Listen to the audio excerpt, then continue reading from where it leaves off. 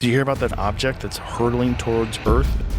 This starts with a soldier, not a stargazer, not a podcaster, just a man stationed in Syria, scanning the desert like he's done 100 times before. Then something breaks the pattern. A silver pyramid hovers silently above the ground. No sound, no explanation, just reflection and stillness. He shares it online, not for fame, but because it won't leave his head. And on the Joe Rogan Experience, this is exactly the kind of story that takes root. Not because it's wild, but because it's raw, unexplained, and real. It's real. Talking about seeing UFOs, lots of them, over a military base. From there, it unravels. UFOs, Bigfoot, government silence, and something else just beneath the surface. I know it was not an aircraft. I know it was not a helicopter. I know it was not a weather balloon.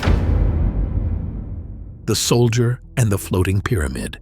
Picture this: boots buried in Syrian sand, the sun baking the horizon, tension always lingering in the air. A U.S. soldier scans for enemies, just another day in a hostile zone. Then, it appears, a pyramid-shaped craft, not distant, not blurry, just 10 to 15 feet off the ground, floating like a silent sculpture. It doesn't hum, blink, or move like anything from his training manual. It just hovers, a massive mirrored triangle reflecting the harsh desert back at them. He calls over his team. They all see it. None of them speaks at first. Then, as suddenly as it came, it shoots upward, fast, clean, and gone. The soldier later shared his memory on Reddit, clear but cautious. He didn't name the unit or location, no wild theories, just what he saw.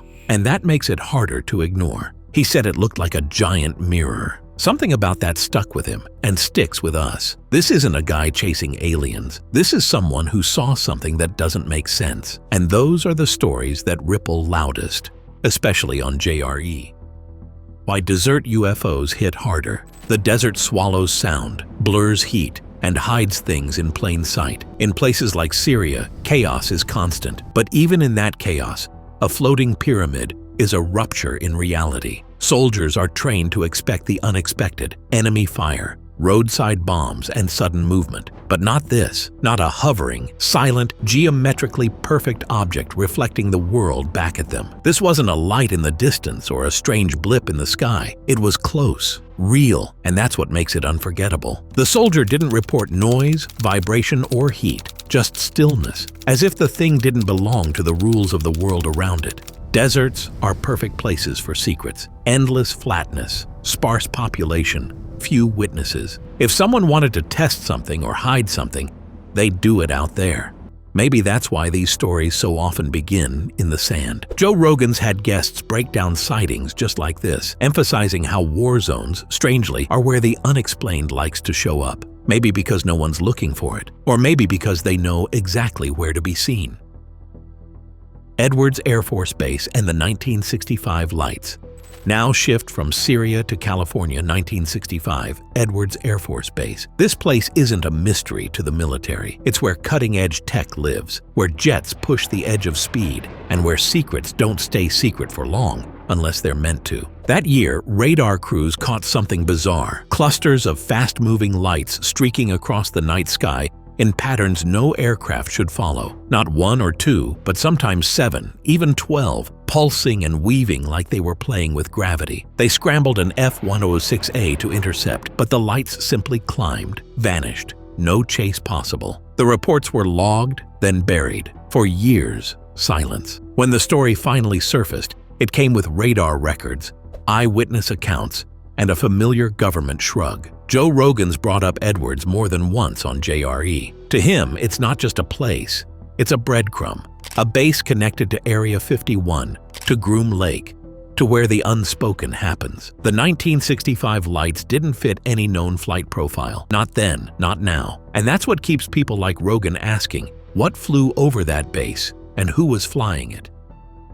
Military patterns, bases, and UFO hotspots. Edwards isn't alone. Strange sightings have been whispered across nearly every battlefield and base the U.S. has touched. Vietnam, Korea, Iraq, Afghanistan. Trained eyes spot things that don't fit, lights that keep pace with helicopters, crafts that dart off before radar can lock. It's not random, it's patterned. Why do these things keep showing up near military zones? Are they watching us, testing our reactions? Or worse, are they ours? Technology so advanced it's being hidden in plain sight. Joe Rogan's obsessed with that angle. On the Joe Rogan Experience, he often says if UFOs show up where our best tech lives, then maybe they're drawn to our progress, or maybe they're part of it. When pilots and soldiers, people who know the skies, who live by strict logic, say they saw something unexplainable, it's hard to laugh it off. This isn't blurry cell phone footage. It's a boots-on-the-ground experience, repeated, worldwide. These aren't just stories, they're patterns, ones too consistent to ignore. The more we hear them, the more we realize something's happening. Now first, like always, be sure to hit the like button down below. It helps us out tremendously with the reach of this video. Thank you. Joe Rogan's obsession with UFOs. Joe Rogan doesn't just talk about UFOs, he chases them, not literally, but through the minds of those who've seen too much and said too little. From Navy pilot David Fravor describing the infamous 2004 Tic Tac encounter to Bob Lazar claiming he worked on alien tech at Area 51, Rogan listens with curiosity that's sharp, not gullible. On the Joe Rogan Experience, it's never just about believing, it's about pulling the thread. Rogan asks questions others don't. How does a craft move without wings or exhaust? Why would the government hide something like this, unless they have something to hide? He's had guests like Jeremy Corbell digging into declassified Navy footage, showing objects pulling off turns that would destroy a human pilot. Unidentified flying objects have been an obsession for decades. Rogan doesn't call every object an alien. Sometimes he leans toward black-budget tech, but he always circles back to the same tension. If this stuff's ours, it's terrifying. If it's not, it's even more so. The floating pyramid in Syria? That's exactly the kind of detail Rogan would pick apart for hours. Because for him, the mystery isn't crazy, it's necessary. Mexican alien artifacts and ancient mysteries. Thousands of miles from Syria's deserts, deep in the jungles of Mexico, something else stirred curiosity. Stone artifacts with faces that didn't look human. Big-eyed, oval-headed, eerily familiar. Some say they resemble aliens straight out of science fiction. But they weren't found in a lab or carved last week. They were dug up near ancient ruins during railway construction around 2018. Photos leaked, videos circulated, and soon, social media was ablaze. Were these signs that the Mayans had contact with beings beyond Earth? Or were they cleverly planted fakes meant to stir up attention? Mainstream archaeologists rolled their eyes, but amateur diggers insisted they found them untouched in sealed chambers. Joe Rogan has danced near these claims on JRE, especially during episodes with Graham Hancock and Randall Carlson. He's fascinated by the idea that ancient civilizations might have known more than we think. Maybe they weren't alone. Maybe something guided them. He's not saying aliens built the pyramids, but he's asking why some things don't add up. And when artifacts like these pop up in forgotten soil, the question shifts again, from what is real to what have we missed? Oklahoma's Bigfoot hunting bill.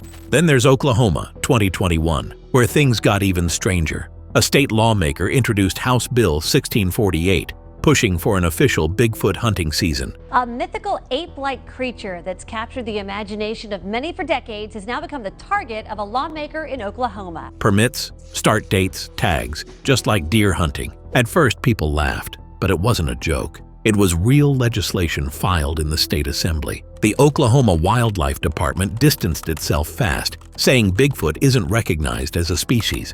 But by then, the internet had already exploded. Bigfoot believers saw it as a subtle nod, maybe even government acknowledgement. Skeptics rolled their eyes. Yet something about it stuck. Joe Rogan's been down this road before. On his show, Joe Rogan questions everything. He tramped through forests with Bigfoot trackers looking for footprints, DNA, anything. He's had experts and skeptics on the podcast, always circling the same idea. What if something's out there, hiding in plain sight? The bill didn't pass, but the conversation it sparked was loud. Rogan would say it's not about the permit, it's about the possibility. A creature never proven, yet still alive in stories. And sometimes, that's enough to keep the myth breathing. Why military UFO stories hit different. Out of everything, Bigfoot prints, alien artifacts, and strange lights, it's the military stories that land the hardest. Why? Because these aren't thrill seekers with grainy footage. These are trained soldiers, radar operators, pilots, people whose job is to notice, identify, and report real-world threats. So when they see something they can't explain, it forces us to pay attention. That soldier in Syria didn't need to share what he saw. It could have stayed buried like countless other encounters, but it didn't. It pushed its way out, and he isn't alone. From Edwards Air Force Base to Iraq to Vietnam, stories pile up, always the same thread: shapes, lights, objects that break the rules of physics and vanish without a trace. Joe Rogan knows the weight of these accounts. On JRE, he said it plainly: military witnesses change the game. They're risking their careers to say, "I saw something." It's not about proving aliens. It's about knowing we don't know. When a soldier sees something impossible, we lean in. Because maybe, just maybe, we're not the only ones watching the skies. So, where does it all lead? A soldier stares up at a floating pyramid in Syria. Radar crews chase lights in the California sky. Deep in the jungle, strange artifacts surface, and lawmakers try to legalize Bigfoot season. It sounds like fiction, but it's all real enough to ask, what if we're only seeing part of the picture? Joe Rogan isn't answering, he's connecting dots. Stories like these stick because they tap into something deeper, a feeling that there's more out there, more than we're told, more than we understand. And maybe, just maybe, we're standing right at the edge of it.